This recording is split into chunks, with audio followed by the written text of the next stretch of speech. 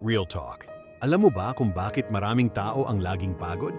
Hindi dahil sa trabaho, hindi dahil sa problema, kundi dahil sinusubukan nilang pasayahin ang lahat. Gusto nilang walang magalit. Gusto nilang lahat ay pabor sa kanila. Gusto nilang lahat ay matuwa sa kanilang ginagawa. Pero ang totoo, kahit anong bait mo, may taong may masasabi pa rin. Kahit anong tulong mo, may taong makakalimot pa rin. Kahit anong sakripisyo mo, may taong hindi pa rin makaka-appreciate. Kaya tigilan mo ang kakaisip kung ano ang sasabihin ng ibang tao. Hindi mo kontrolado ang isip nila. Hindi mo kontrolado ang opinyon nila. Ang kontrolado mo lamang ay kung paano ka mamumuhay. Mamuhay ka ng may respeto. Mamuhay ka ng may kabutihan. Mamuhay ka ng may dangal. At hayaan mong ang panahon ang magpatunay kung sino ka talaga. Dahil sa huli, hindi mahalaga kung ilang tao ang pumalakpak sa iyo.